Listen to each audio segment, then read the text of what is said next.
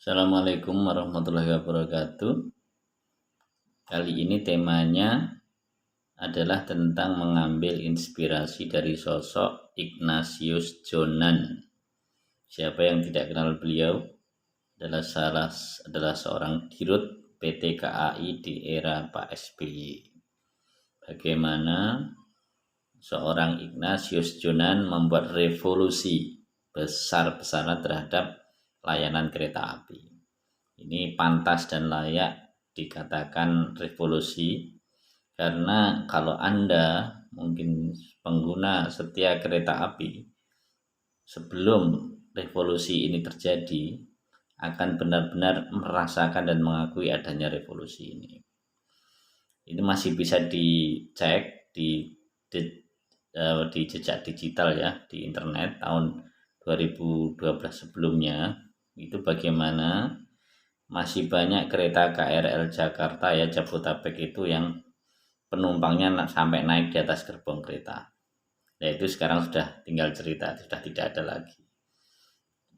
Dan kejadian yang lain contoh adalah bagaimana penumpang kereta api dan kereta api kelas ekonomi dan bisnis itu dipenuhi oleh pedagang kaki lima, oleh pengamen, oleh mungkin ada preman-premannya, dan selalu dipenuhi dengan kotoran-kotoran, sampah-sampah berserakan di gerbong-gerbong. Dan lebih naasnya lagi, lebih tragisnya lagi ketika pada masa-masa padat penumpang seperti pada waktu Lebaran, pulang mudik atau pulang balik, ya Allah, itu seperti tidak manusiawi sekali. Dan di kereta api, terutama di ekonomi, itu wajar ada istilah tiket bebas tempat duduk. Jadi ketika kita dapat tiket, itu tidak ada tempat duduknya, nyari sendiri duluan dengan penumpang yang lain. Kalau nggak dapat ya berdiri, duduk di sela-sela di koridor-koridor.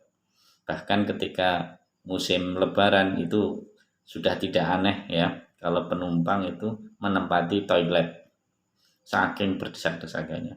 Jadi penumpang itu ada yang ngikat kain ya di bagasi atas itu ya, di kabinnya atas itu, di besinya itu, stainlessnya itu diikat terus gantungan di situ. Dan penumpang kalau sudah keluar mau pipis, mau ke toilet di stasiun, bisa dijamin nggak bisa balik ke tempatnya lagi. Seandainya bisa naik, dia hanya akan menaruh satu atau dua kaki dan nggak bisa duduk lagi. Itulah gambaran mengerikannya kereta api sebelum adanya perubahan revolusi dari seorang sosok Ignatius Jonan. Kita wajib bersyukur dan kita wajib berterima kasih pada beliau, dan wajib pula mengambil pelajaran tentang bagaimana kondisi yang sedemikian memprihatinkan, ternyata jika ada kemauan, jika ada komitmen, jika ada kompetensi, semuanya bisa berubah. Coba poin-poin di antara hal yang bisa kita pelajari dari gebrakan Mr. Jonan ini adalah, yang pertama saya catat di sini ada digitalisasi, ada 3. Yang pertama digitalisasi.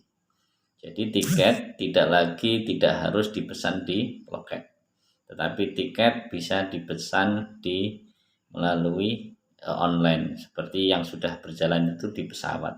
Dan ini diaplikasikan di kereta api.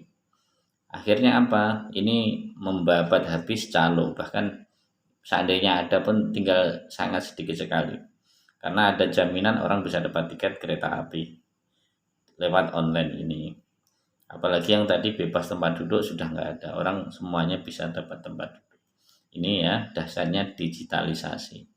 Jadi gerakan diantaranya poin-poin yang kita bisa catat adalah, yang pertama adalah digitalisasi. Ini sudah memberikan dampak yang besar. Kemudian yang poin yang kedua adalah sterilisasi. Sterilisasi area stasiun. Dulu namanya stasiun itu pedagang kaki lima itu bisa masuk ke peron-peron itu, di dekat turunnya penumpang, bahkan kan bisa masuk ke gerbong-gerbong kereta api, bisa masuk dari stasiun pedagang kaki lima dan turun di stasiun yang lain atau gimana, itu biasa gitu. begitu ada perombakan ini diadakan sterilisasi seperti halnya boarding ya di pesawat itu. Jadi hanya penumpang yang pegang tiket yang bisa masuk ke area boarding. Penumpang pengantar hanya bisa di sebelum masuk ke area boarding. Jadi peronnya itu steril. Sehingga jangankan pedagang kaki lima, pengantar keluarganya aja nggak bisa masuk. Itu ya, itu salah satu bentuk ketegasan yang bisa diterima gitu. Artinya menimbulkan kenyamanan. Di situ hal-hal seperti preman ya, ini kan sterilisasinya dampaknya kan banyak. Jadi membasmi atau menghilangkan preman, pedagang kaki lima yang mungkin kurang tertib, kekumuhan, kriminalitas, apalagi yang penumpang-penumpang yang berada di gerbong atas kereta api itu ya, itu sudah dihilangkan dengan adanya poin yang kedua ini, sterilisasi. Dan yang ketiga adalah standarisasi. Standarisasi ini berupa yang paling kelihatan di ekonomi itu dikasih AC gitu ya. Dulu kacanya terbuka dengan angin dari jendela, ini dikasih AC, terus dengan tidak adanya lagi apa namanya, pedagang kaki lima dan orang-orang yang tidak berkepentingan masuk, otomatis menjadi lebih nyaman. Apalagi ada pelayan atau pramugara kereta gitu ya, itu sudah, dan ada penanggung jawab di setiap gerbong, udah sangat jauh sekali. Sampai untuk akhirnya yang kita dapati sekarang ini bagaimana layanan kereta api luar biasa bisa menjadi pilihan dan bisa memberikan kenyamanan tersendiri. Ada satu kata yang pernah saya dengar dari Ignatius Jonan nih, Pak Ignatius, ini adalah tentang bahwasanya kereta api harus berani mengambil sikap untuk mengatakan bahwasanya hanya sekian kapasitas kami. Apabila kami telah penuh, silahkan cari alternatif kendaraan lain. Itu adalah salah satu bentuk ketegasan sikap. Tapi memang sepertinya membatasi penumpang, membatasi income, tapi itu sebenarnya tidak seperti itu. Tetapi sebenarnya meningkatkan layanan. Ketika layanan ini meningkat, permintaan akan meningkat, maka bisa sangat dimungkinkan penambahan gerbong-gerbong dan lain sebagainya, yang disitulah justru peningkatan income yang sebenarnya.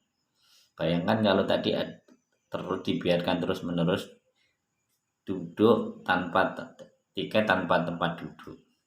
Dan terus bagaimana auditnya?